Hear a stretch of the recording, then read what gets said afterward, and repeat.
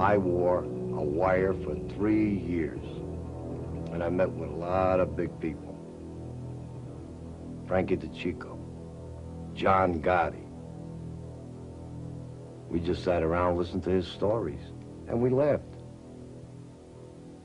And I laughed, shitting my pants. You tell this punk, me, John Gotti, to sever your motherfucking head off, you cocksucker. You're low enough there. Listen to me. Now listen. You're low there. You sever your motherfucking head off.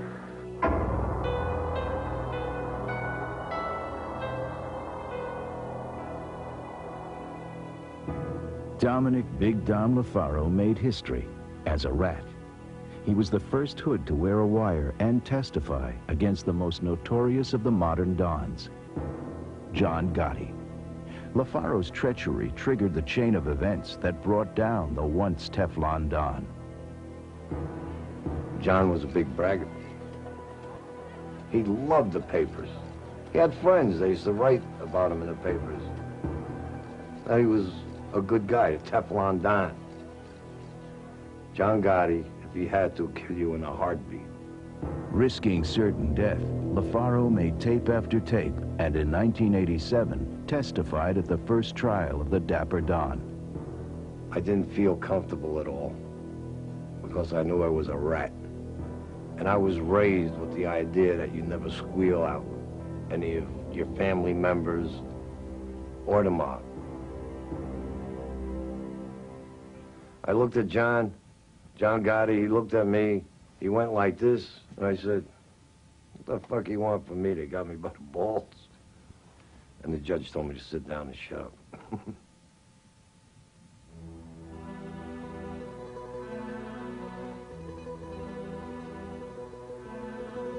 Dominic LaFaro should have been a prince, not a rat.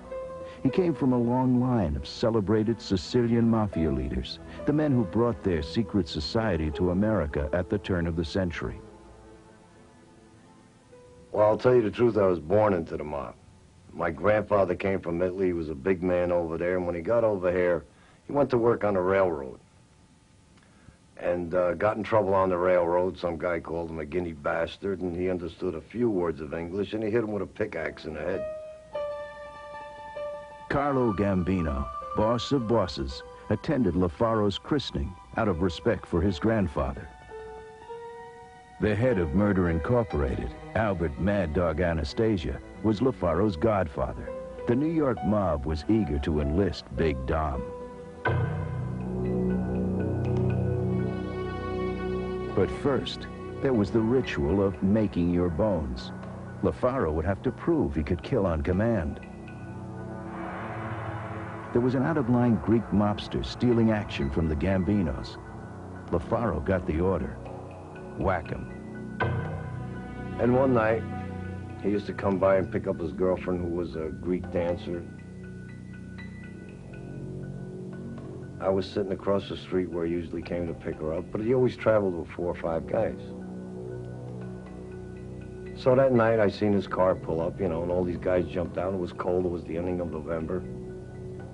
And they all ran inside, and he stopped to take a pee.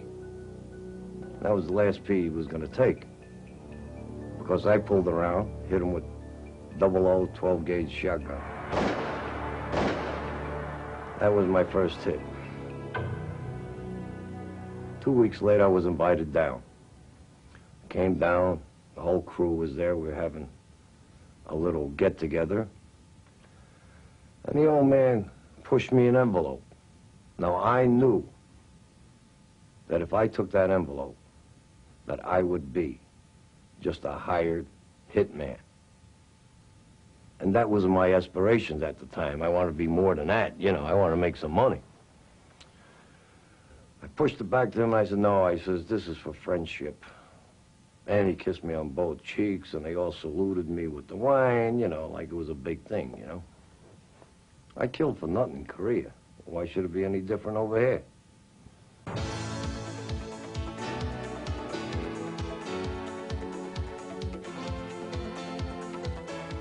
Now he was part of the family and entitled to some of the wise guy perks. I just go to Vegas, free. Everything free. You know, we had friends out there. If I needed a broad, I'd tell a friend of mine. And he'd send up these girls just to come up from California. There's a certain type of girl, for some reason or other, likes to hang around wise guys. I don't know what the fascination is. Maybe it's the money. Mostly the money. Money is power. It'll bring you anything you want in life. Broads, cars, respect. Back in New York, LaFaro was seeing plenty of money, but keeping none. He was put in charge of a high-stakes card game in a seedy Queens joint. He was starting out as just a cog in the vast Gambino organization. Then LaFaro got an offer that would put him on the path to betrayal. One day, this guy comes to the game and he says, Mr. Dominic, I got to talk to you, you know. At that time, I'm making about $400 a week, which was nothing, you know.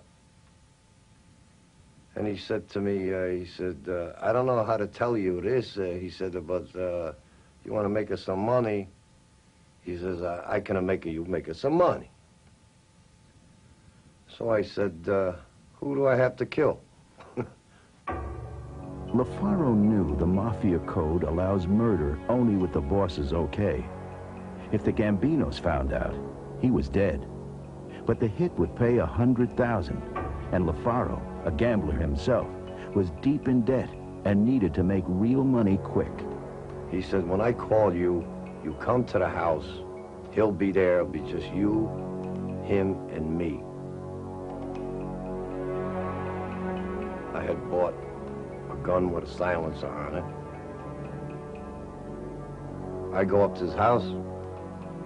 Guy's sitting there, he turned around, smiled, put out his hand. I shot him twice in the head. This guy that called me, we sat down, had a cup of coffee. We let him bleed until he stopped bleeding. Then we wrapped him in Visqueen. We cleaned up the mess. Made sure I got the casings of the shells. Put them all with him in the polyethylene. Put them in the trunk of my car, and I buried them upstate in the mountains. An old ranger camp that had a big well, dry well in it. And I threw rocks on them, and I went home. Once he got the taste of big and easy money, LaFaro went into the heroin business without an okay from the family. He continued running their card games, but now he was a double-dealing renegade. Big Dom teamed up with a Pakistani in an international heroin ring. And every week or 2 weeks, I used to get a kilo of pure dope. And I'd call this guy up, he'd come and get it, he'd go to his friend, they'd sell it, and everybody was happy. I was making 70, 80,000, he was making 50, and the guy in Pakistan, he was making 60-something thousand. Big, big business. By 1983, LaFaro had his renegade drug business rolling, while he carried on business as usual for the Gambinos. They never did find out. But the feds did.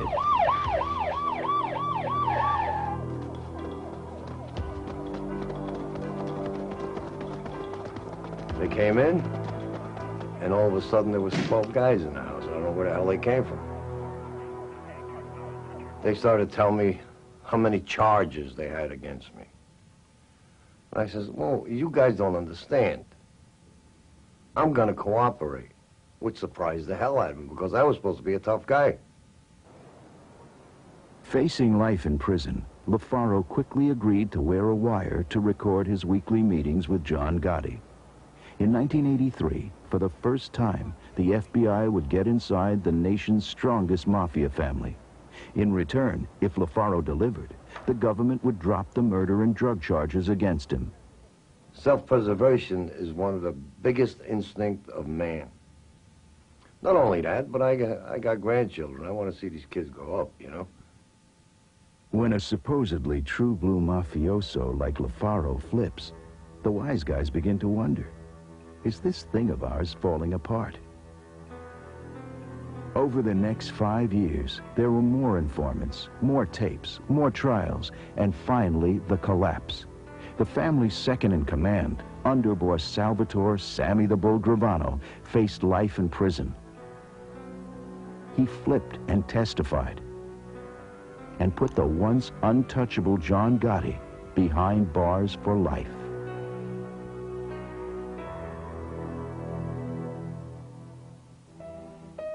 The Sicilians who brought the Mafia here a century ago were tough and ruthless. They put the survival of their secret society above all else. The Mafia oath of loyalty, honor, obedience, and silence was their shield and their power. Lafaro betrayed this heritage. If they could, his forefathers would curse him from their graves for what he did, and for what has befallen their brotherhood. Today, Lafaro is a marked man.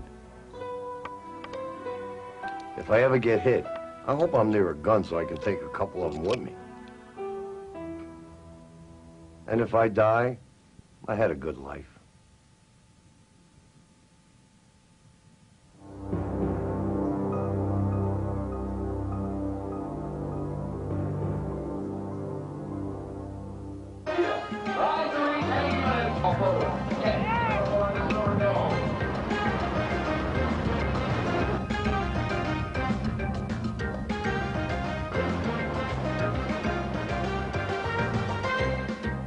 Florida has long been the mob's playground.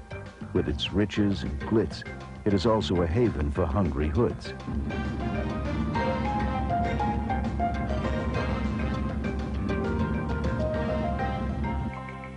But when a working wise guy lets fun interfere with business, it can mean big trouble.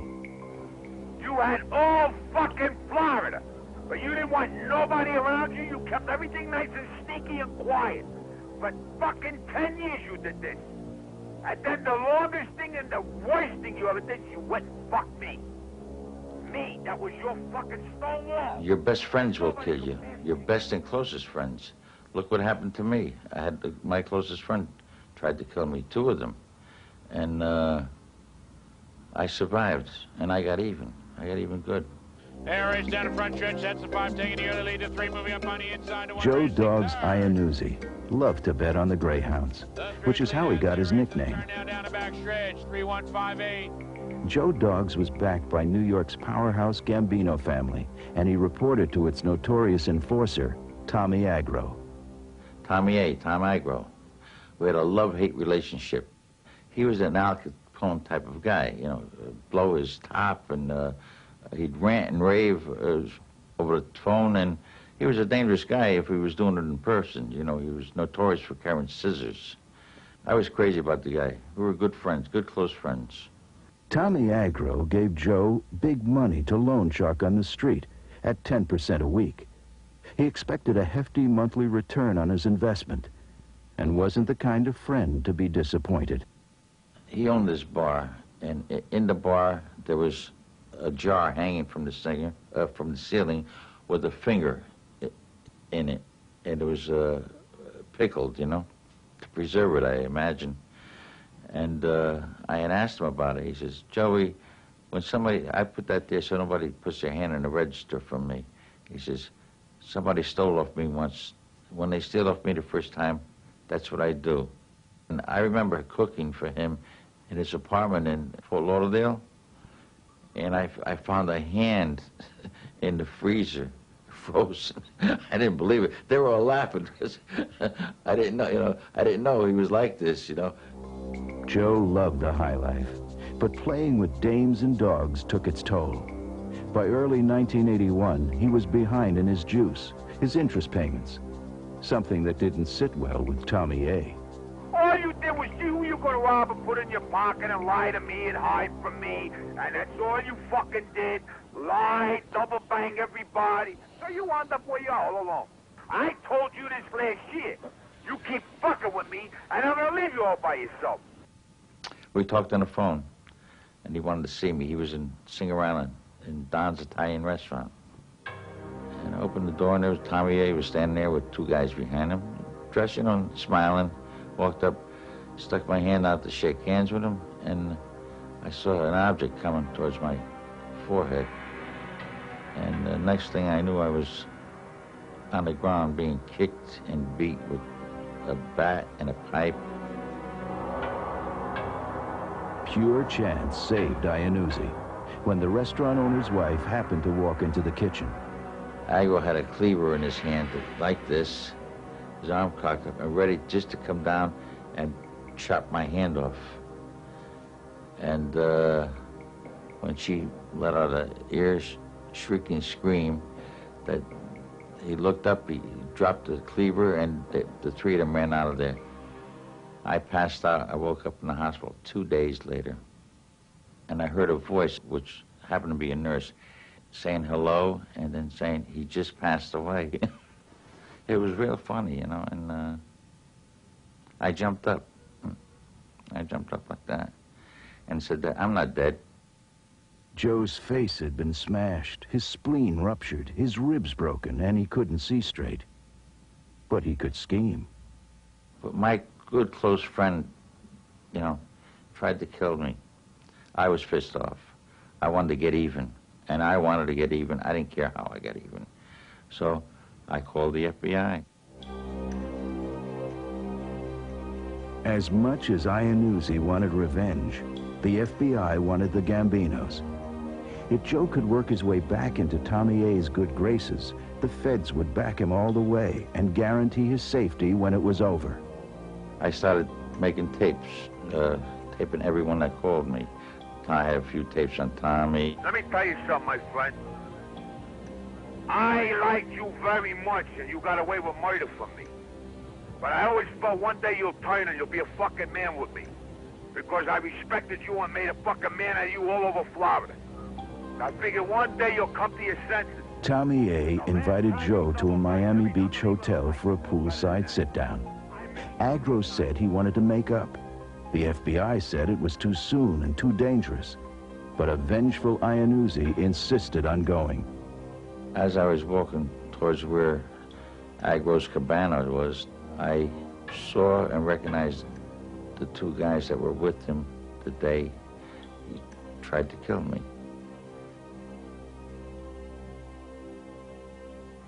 So I kind of shivered, you know, I stopped in my tracks. I got scared.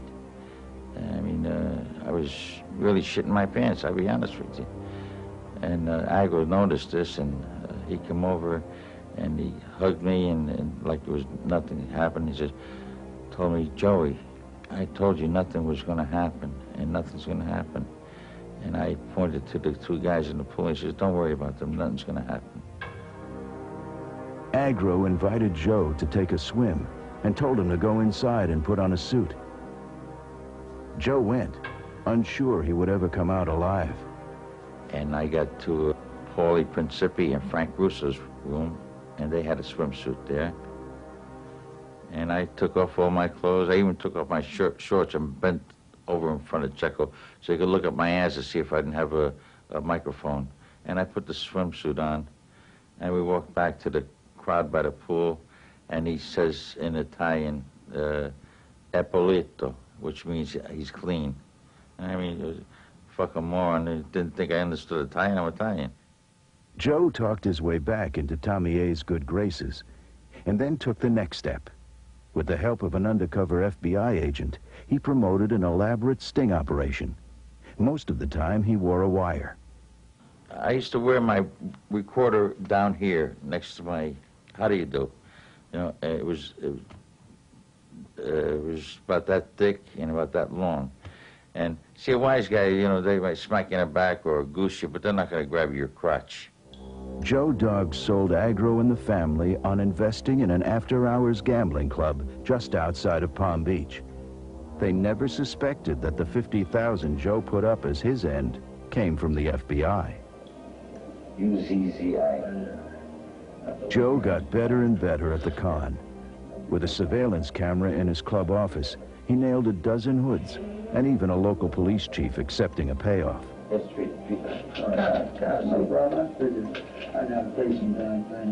The closer Joe got to bagging Tommy Agro, the more it turned him on. If I got a good tape on one of the wise guys like Andy Ruggiano or Agro. You remember your first piece of ads? It was that good. That's how I felt. I missed you 3 times. When I got you that day, I missed you 2 times before that. I was down there twice before that looking for you. I was coming in my pants, you know. I felt like I was having an orgasm. You're only alive, my friend, because Don's wife walked in. That's the keep only talking, reason keep you're alive. talking. You ain't supposed to be alive. Because I was making an example out of you for any motherfucker that tried it on me again. You understand? Tommy Agro's death threats gave the government the evidence it needed to convict him of attempted murder. I remember sitting on the stand, and he's looking up the ceiling so the jury wouldn't watch us see his lips and going, "You dirty stool pigeon bastard, I'm gonna kill you. I'm gonna get you and your whole family." You know, things to that sort. But I was smiling at him, and it gave me the greatest pleasure in the world. 3 years later, Tommy Agro died in prison. But unexpectedly, Joe Dogg's revenge reached right to the top of the New York Mafia. In 1985, the Gambino boss, Paul Castellano, was murdered, in part because his connection to Agro opened him to prosecution. Here comes Speedy. They're off. If the New York mob is going to the dogs, the wise guy who loved the hounds did his share. 5 moving up on the inside. Now they head to the first turn. I wanted to get even, and I wanted to get even good, and I got even good. 6, 1, 2, and 3.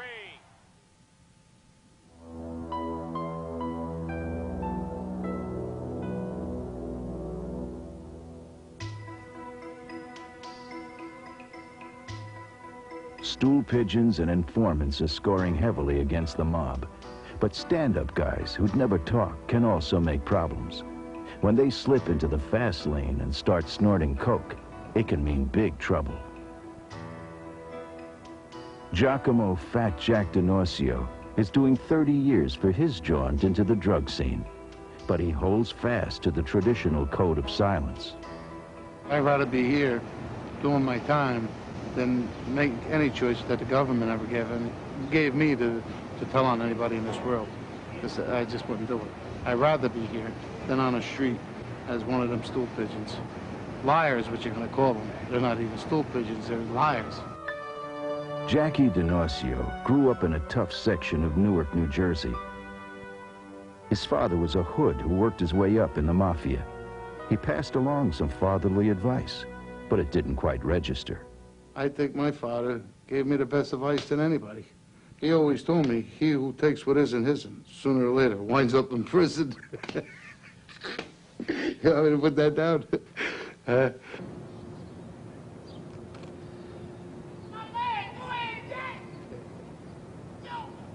D'Norcio, tabbed by the cons as their Jackie Gleason, is a flamboyant mix of the old and the new. He'd never rat, but he's part of the new generation of hoods whose swinging lifestyle has rocked the mob. Well, I was 40 years old when I tried cocaine. And the only regrets I have that is I had to start when I was 20. I remember I used to only nail 1 girl at a time. Now with that kind of drug, you could nail 2 at a time. Once he tasted life in the fast lane, Jackie jettisoned the old neighborhood and headed for the nation's cocaine capital. I went to Florida, and I seen what it was all about. And I seen the guys that made the money here were used to be waiters and shoe shine guys, as far as I was concerned. And I just didn't think nobody was entitled to as much as they was as I should have been. Like, you know, there was suckers making money. And I just couldn't see that. So I took from them what I should have had. With his own brand of logic, D'Norcio argues that he obeyed the Mafia taboo against unauthorized drug dealing. I never sold drugs. I stole drugs, and what I did was make money from the drugs that I stole, but it wasn't like actually I was a dealer or anything. Whatever I did, when I stole drugs, it was certain guys that would come over, and that's what I did. If that's considered selling them, then I sold them. Jackie had an accomplice, his cousin Joe Alonzo, a pal since childhood. But a rich mix of drugs and big bucks tore them apart. One night, a coked-up Alonzo came at his cousin with a small pistol.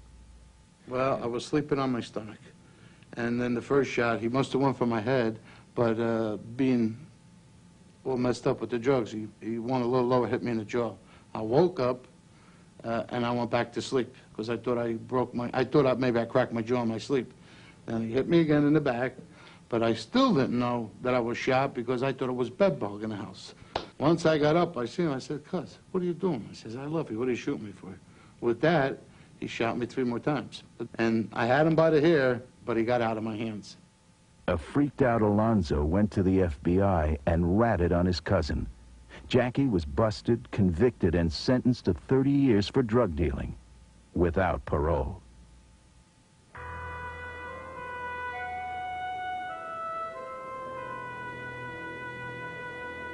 The feds hoped the long sentence would soften Jackie up for a deal. They brought new charges against him, expecting to use Jackie in a trial that would wipe out the New Jersey mob. The government had rounded up 20 of the top hoods, the guys he grew up with in Newark. The feds would reduce Jackie's sentence if he flipped and testified against his old pals. It became the biggest Mafia trial ever. 21 defendants and an army of lawyers. They asked what I consider telling on somebody to go home. I mean, they wanted me to lie. I mean, there was no truth they were asking me. They were asking me to lie against the boys in that trial. D'Onocio refused the deal. Then he upset the whole apple cart. He announced he was going to defend himself. His mob pals and their lawyers panicked, fearful he'd mess things up. Judge Ackerman was also concerned. He says, "Mr. D'Onocio," he says, "you ever hear the old saying where a man has himself as attorney, has a fool for a client?" I said, "No, I never heard that, Judge." He says, "You never heard that?" I said, "No." I says, "Is it true?" He says, "Sometimes it is and sometimes it ain't." And that's when I became my attorney. Sometimes Jackie used the sexual language of the streets, which drew some advice from the judge. He says to me, "Mr. D'Onocio, there's just one thing that bothers me." He says, "I don't want you to use the word BJ in front of the jury, you know?" So I says, "Your Honor, what do you suggest I use?" He said, "Try to use fellatio. That would be a good word." I said, "Judge, you ever hear Mr. O'Malley? He calls me D'Onocio. Sounds like fellatio." He says, "In any case, Mr. D'Onocio," he says, "make sure you don't embarrass the jury." You understand? It was Prosecutor O'Malley D'Onocio wanted to embarrass. O'Malley was a hotshot who'd never lost a case. But Jackie argued that the prosecutor had scraped the bottom of the barrel to get his witnesses. They brought in a dog trainer. They brought in a faggot. They brought in Joe Alonzo, who was a schizophrenia. They brought in Bobby Fisher, who claims he was crazy. They brought in every witness here to prove their case. And what I had to do was make a comedy out of it. Jackie had only a 5th grade education, but he was a whiz at reading the jury. When they were bored, he'd work in a dirty story and often a jab at Prosecutor O'Malley. The prosecutor considered me an extravagant person. And I'm not extravagant, I told the jury, because my own wife asked me for $20 for a rump roast. I said, $20 for a rump roast? Which I took her into the kitchen where I have a full-length mirror, and I went in my pocket, I pulled out a $20 bill, I put it up to the mirror. I said, "You see the one in the mirror? That's yours, this one belongs to me." I said, but the next day, ladies and gentlemen, this woman came home with meat from one end of the table to the other. And I asked her, I said, "Donna, where did you get the meat?" She says, "Well, come on back to the mirror, honey." So she took me back to the mirror, and she lifted her dress, ladies and gentlemen, and she says, "You see this? The one in the mirror is yours. This one belongs to the butcher." Well, from that point on, 3 jurors fell out of this courtroom chairs, and there was so much like laughter in the courtroom that the judge ran off the podium because he couldn't hear it. He said, "What was the punchline? What was the punchline?" In 1988, when it finally came time to sum up for the jury, Jackie knew instinctively it was time to abandon comedy and tug at a dozen hearts. Well, the world I grew up in says it was all neighborhood fellas. And that's all this was, is a neighborhood trial. Boys growing from babies right up to the time of the trial. We showed them a picture in court of everybody in that same neighborhood as children. This was people that know each other all our lives.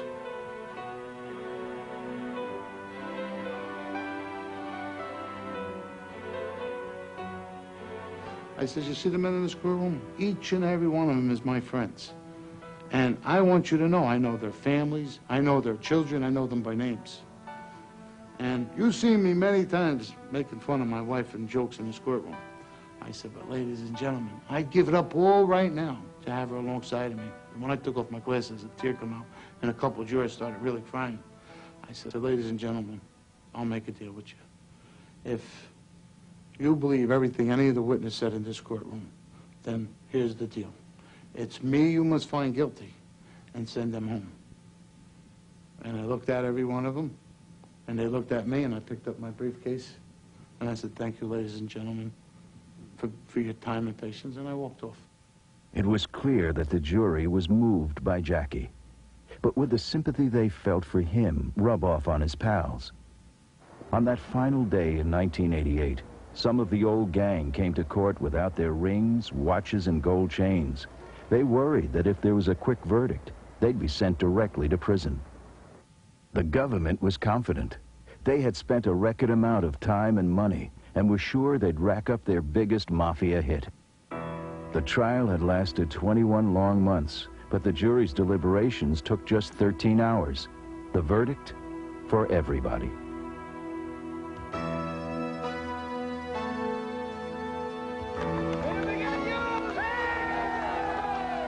All the wise guys were free, at least until the next roundup.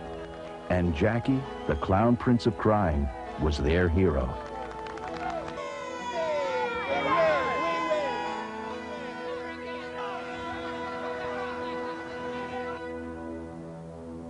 There was no celebration for Jackie.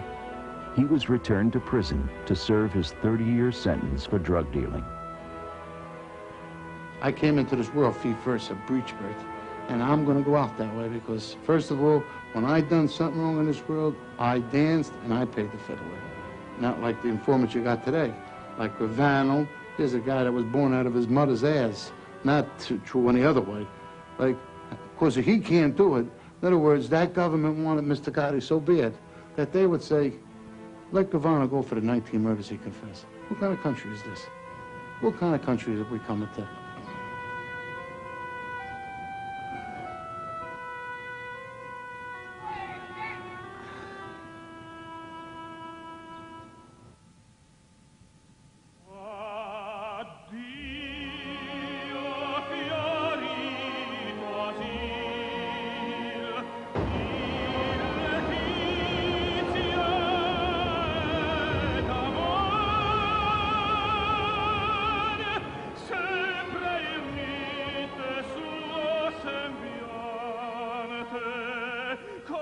Tommy Del Giorno has been in hiding for 7 years. Tommy was a Mafia capo in the Philadelphia crime family. It had big problems. Everybody was shooting each other.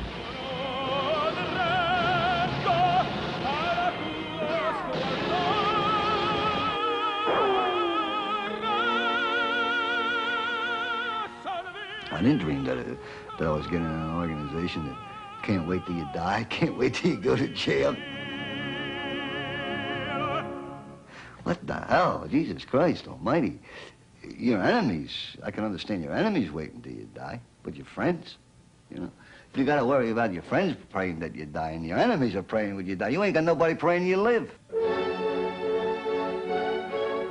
Del Giorno had survived a civil war that began in 1980 and blew away the old Don, Angelo Bruno, and half the Philly mob. There wasn't much talent left. Little Nicky Scarfo, 5'5", seized command. Scarfo saw himself as a combination of Al Capone and Jesse James, and he turned out to be the loosest cannon in mob history. One day he showed me a paper where this guy killed 35 people, serial killer. And he's fascinated with how this guy gets away with 35 murders. I've been with criminals all my life, or guys that committed crimes all my life. I've never, thousands of guys, never heard one of them ever bring up a conversation about a serial killer. This guy talks about serial killers like you would talk about a guy that invented some kind of serum. Look at this, ain't this a good thing? A guy invented this, you won't catch cold no more. Not him, he invented, look how this guy gets away with these serial murders. Then he turns around one day and tells me he went horseback riding. He run this horse all of a sudden decided to get him and run him into the tree limb. He thinks the horse planned it. I mean, I don't understand. I can't say that. What do you think, the horse planned it? Because he'll wind up whacking me. I just say to myself, this guy's nuts. So what do you think he does to the horse? Because the horse makes him go into the tree limb, he pushed him off a cliff. Scarfo was so paranoid, he even talked about whacking his own wife. Between her big spending and her big mouth, he said, she was trying to kill him. To fill his riddled ranks, Scarfo swore in dozens of new young guys. IQ didn't count. Loyalty did.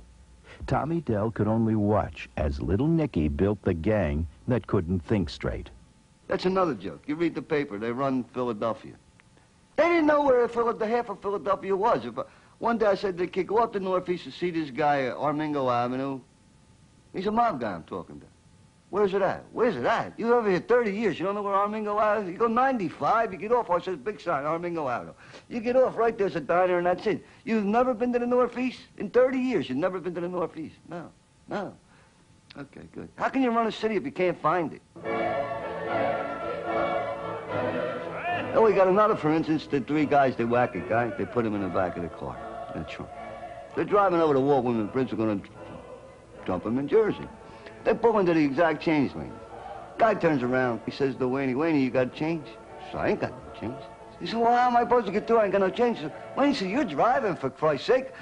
You go to this lane, you're supposed to know if you got change or not. Now they ain't got no change, they got a dead body in the trunk. Despite the fiascos, Little Nicky saw himself as a superstar. He paraded around in platform shoes and studied the newspapers daily, looking for his name. He had a mansion and a yacht in Florida, and he was always calling Del Giorno and the gang down to remind himself that he was the big boss. You're on a boat, you got on the boat, you drove 3 hours to Turnberry Island, you ate a hamburger, you drove 3 hours back. It didn't matter whether the sun was shining and the rain was there. He wanted to sit on the boat like Captain Noah or somebody. You're supposed to be running a city. There's 20 guys on a boat riding around in Florida. Who's running what city? There's nobody home. The Scarfo gang was the most disorganized, organized crime family in the country. They didn't control trucking or garbage or construction like the New York Mafia. Scarfo was too busy trying to become a celebrity. This organization's supposed to be a secret. You don't walk into places with 50 guys. Nobody works. Everybody's got Rolex watches. Everybody's got new cars, and nobody's got a job. Is that a secret? Well, I mean, for Christ's sake. 10 Italians eating dinner with Rolex watches. Nobody got a job. You're in Florida. You all live in Philly. You're not the mob? Well, who are you?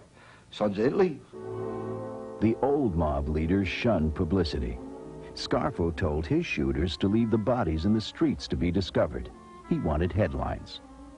Sal Testa, called the crown prince of the Philly mob, was left dead in a candy store. Pat the Cat Spirito was left slumped over the steering wheel of his car. They found Frank Chicky Narducci in the gutter. Tommy Dell himself had to do some of the work.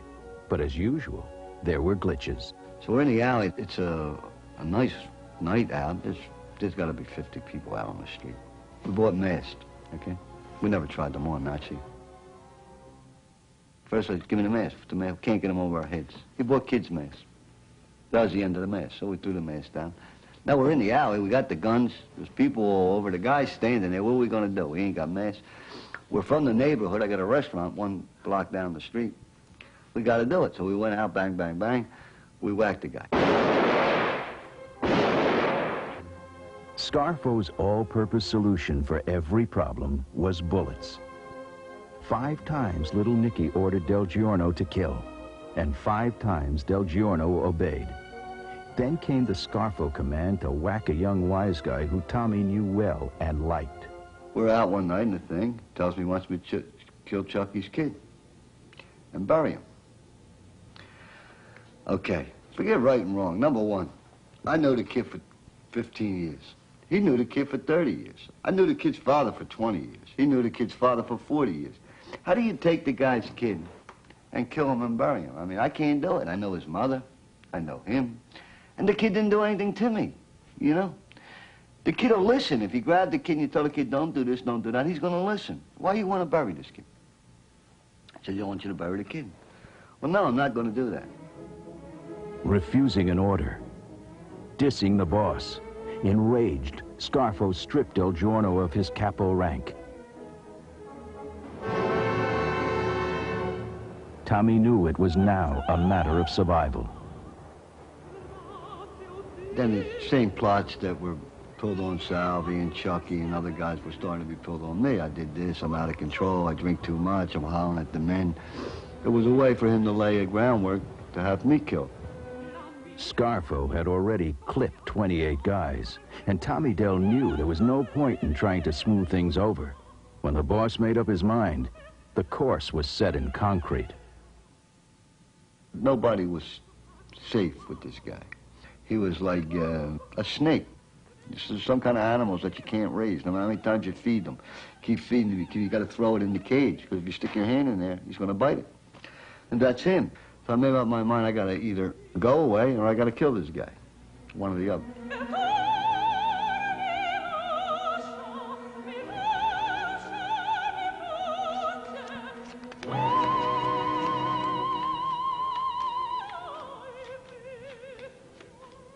Del Giorno never got a chance to do either. He had been under surveillance, and the feds knew he and Scarfo were like two scorpions in a bottle. They offered him a deal. They'd reduce the murder and racketeering charges against him and guarantee his safety if he would testify against Scarfo.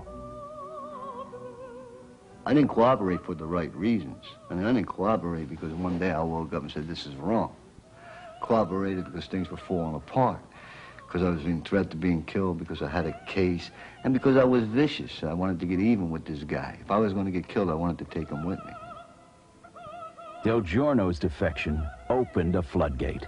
Scarfo's second in command and other top guys flipped. Together they testified at 11 trials and put away their boss and most of the Philly mob. A Don with delusions had destroyed his own family. Little Nicky is doing life in the nation's toughest prison without his platform shoes.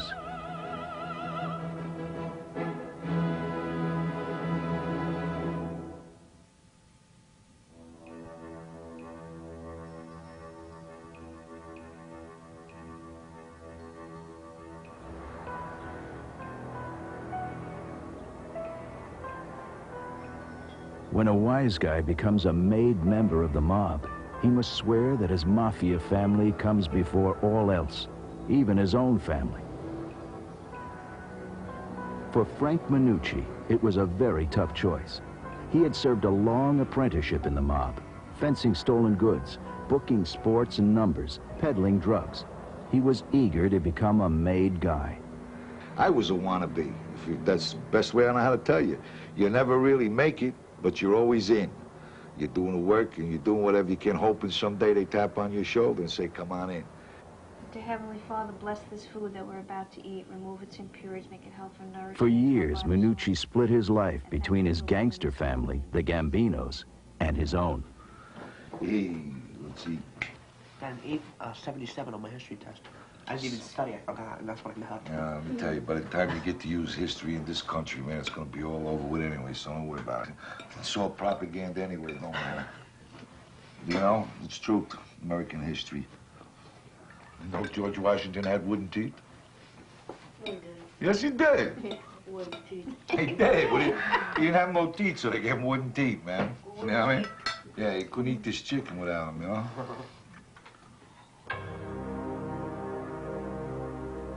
Minucci was a devoted father, but also a lawbreaker and a headbreaker. He liked to hurt people. I would actually tie a guy to the bumper and just drag him down the street. I mean, you know, you just drag him a block and, you know, just take off and drag him. I mean, and then cut him loose. And he'd be laying in the street after you kicked him a few hundred times and you just gave him a message, you know, you're gonna pay or you're gonna die. I've closed guys' hands in car doors. I've slammed guys' heads in car doors. I mean, dragging a guy with a car was one of my biggest things. I was known for that. I'd tie him to the bumper and just drag him. Minucci began beating, cutting, and stomping people in his teens. He'd been starved, whipped, and chained up as a kid himself. At 15, he found his way into the brotherhood of violent biker gangs. You could just be free, man. You had so many guys behind you, nut jobs. You know, they're burning down buildings, they're running old ladies over with motorcycles. You could just do whatever you want. When he was 19, the Mafia spotted Minucci. For the next 10 years, he terrorized their deadbeats and slow payers. Money. It seems that was my whole life. Everybody was worried about money. So let me go after the money. And if the money said do this, beat somebody with a ball-peen hammer, or drag somebody down the street chained to a car, that's what you did. You'll do whatever the dollar brings, all right? You're getting paid for it, you do it, all right? And that's what determines whether you're going to be a wannabe or you're going to be a bee. You're going to be in or out, one or the other. Finally, in 1982, the mob asked Minucci and his best pal Jimmy to do some work. The Mafia's way of saying, kill somebody. Frank felt this would put him in the big time. They trusted him.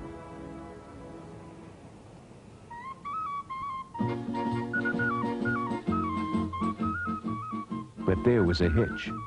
Frank Minucci, at age 40, had fallen in love and was getting married. He was supposed to make the hit just a few days before his wedding. He began to worry about jinxing his marriage. He didn't want blood on his hands when he took his bride's hand.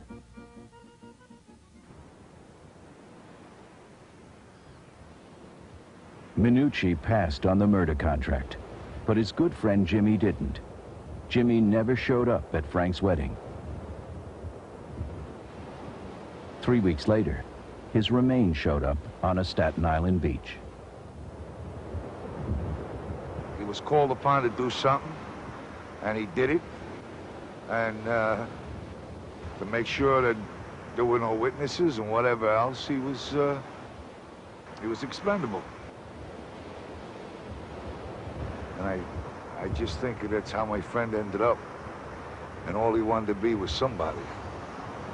And now, you know, he's dismembered and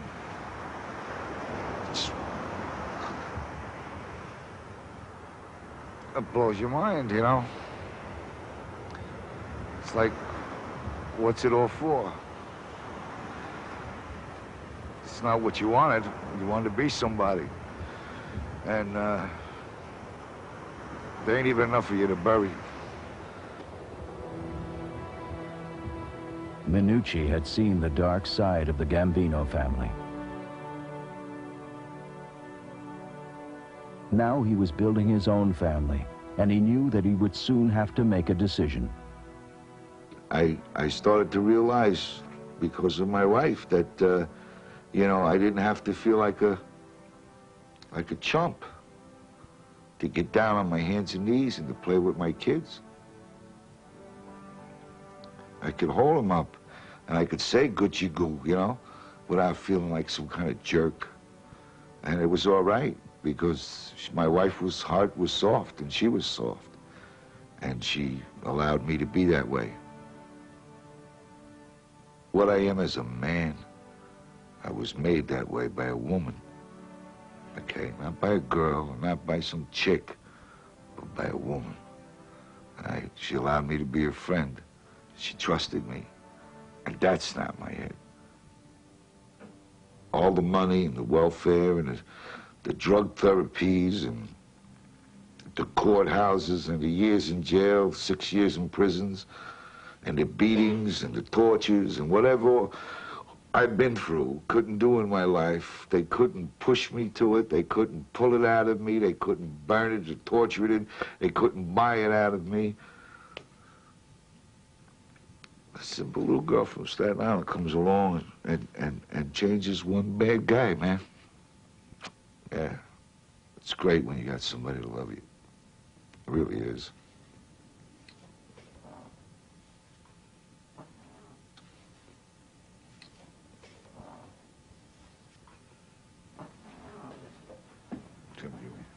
Listen, I'm my lady. That's a good girl. That's my baby. Come on.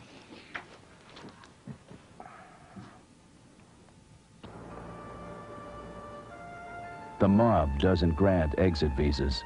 To smooth things over, the Minucci's sold all they had and raised almost $250,000. They were able to buy their way out. Then Frank began a new life. In Jesus' name, God, I just pray that you lift the words that I speak so that they ring in the ears, Lord God, that they open eyes, and that they change lives. For your glory, Father. In Jesus' name, amen. These days, Minucci spends much of his time as an evangelical preacher.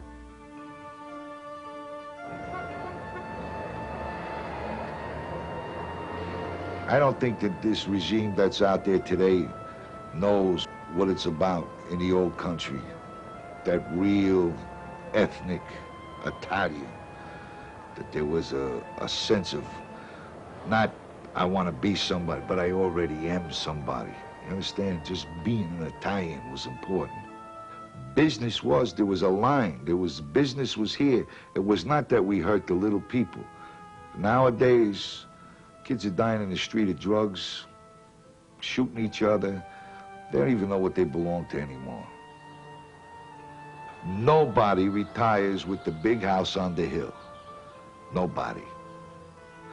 Paul Castellano, for instance, okay? He's the reputed boss of bosses. Got a beautiful $5 million home. Paulie never retired on the hill with a house. Look what happened to him. Him and Tommy lay dead in the street. I mean, now, what is that? For a mother, for a wife, for a daughter, for a son? What is that?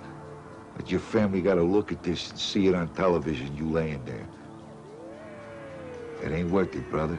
It ain't worth it.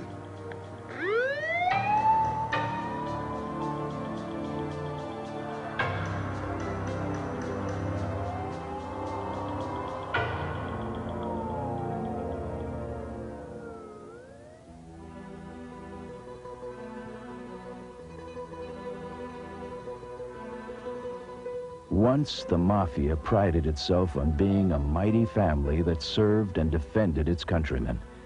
Today, the allegiance and devotion it commanded are gone. The government's relentless assault is gutting the mob, and the survivors are slaughtering each other for control of what is left. Honor, respect, and trust are dead. It is the twilight of the Dons.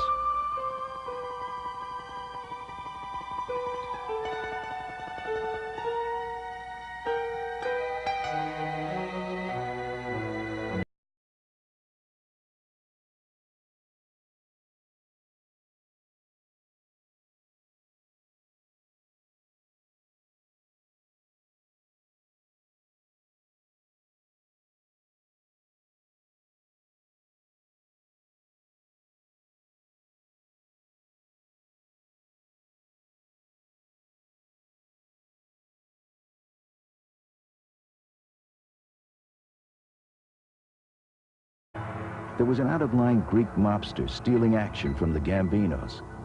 Lafaro got the order. Whack him. And one night, he used to come by and pick up his girlfriend, who was a Greek dancer. I was sitting across the street where he usually came to pick her up, but he always traveled with 4 or 5 guys. So that night, I seen his car pull up, you know, and all these guys jumped out. It was cold. It was the ending of November. And they all ran inside, and he stopped to take a pee. That was the last pee he was going to take. Because I pulled around, hit him with 00 12-gauge shotgun. That was my first hit. 2 weeks later, I was invited down. Came down, the whole crew was there. We were having a little get-together. And the old man pushed me an envelope. Now, I knew that if I took that envelope, that I would be just a hired hitman. And that was my aspirations at the time. I wanted to be more than that, you know. I wanted to make some money. I pushed it back to him, and I said, no, I says, this is for friendship. And he kissed me on both cheeks, and they all saluted me with the wine, you know, like it was a big thing, you know. I killed for nothing in Korea. Why should it be any different over here?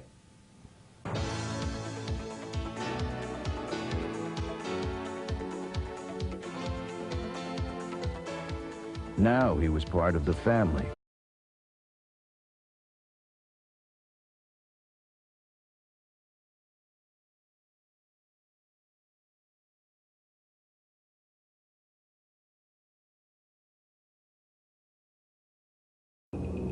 I wore a wire for 3 years, and I met with a lot of big people.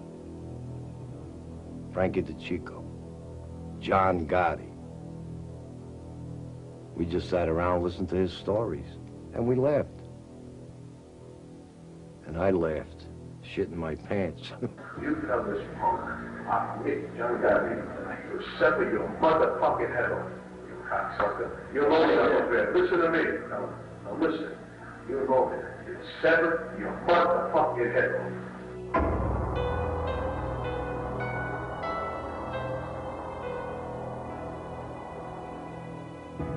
Dominic Big Dom LaFaro made history as a rat.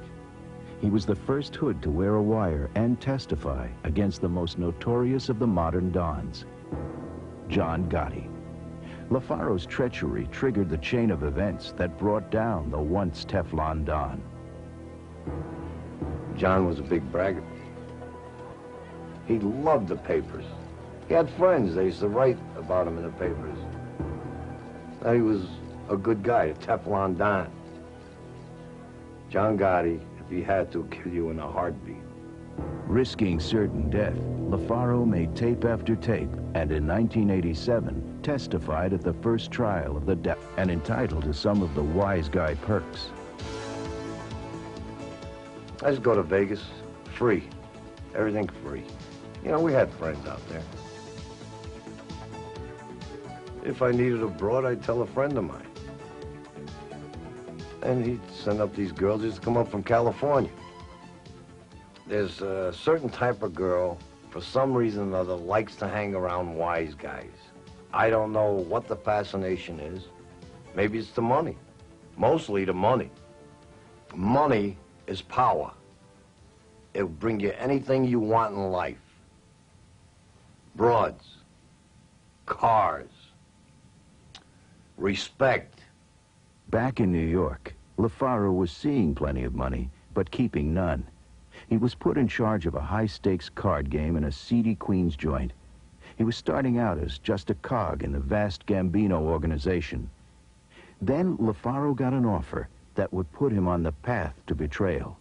One day, this guy comes to the game and he says, Mr. Dominic, I got to talk to you, you know.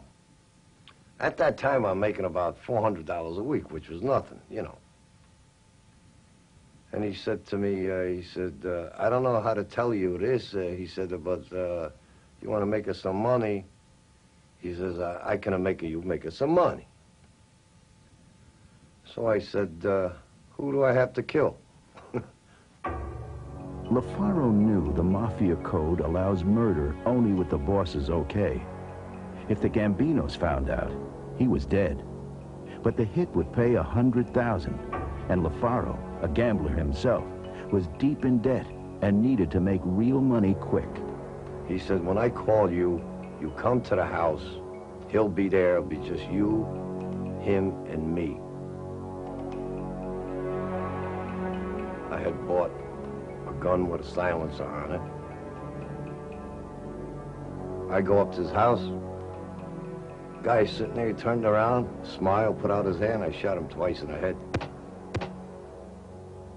This guy that called me, we sat down, had a cup of coffee. We let him bleed until he stopped bleeding. Then we wrapped him in Visqueen. We cleaned up the mess. Made sure I got the casings of the shells. Put them all with him in the polyethylene. Put him in the trunk of my car, and I buried him upstate in the mountains. an old ranger camp that had a big well, dry well in it. And I threw rocks on him, and I went home. Once he got the taste of big and easy money, LaFaro went into the heroin business without an okay from the family. He continued running their card games, but now he was a double-dealing renegade. Big Dom teamed up with a Pakistani in an international heroin ring. And every week or 2 weeks, I used to get a kilo of pure dope. And I'd call this guy up, he'd come and get it, he'd go to his friend, they'd sell it, and everybody was happy. Upper Don. I didn't feel comfortable at all, because I knew I was a rat. And I was raised with the idea that you never squeal out any of your family members or the mob. I looked at John Gotti, he looked at me, he went like this, and I said, "What the fuck you want from me? They got me by the balls." And the judge told me to sit down and shut up.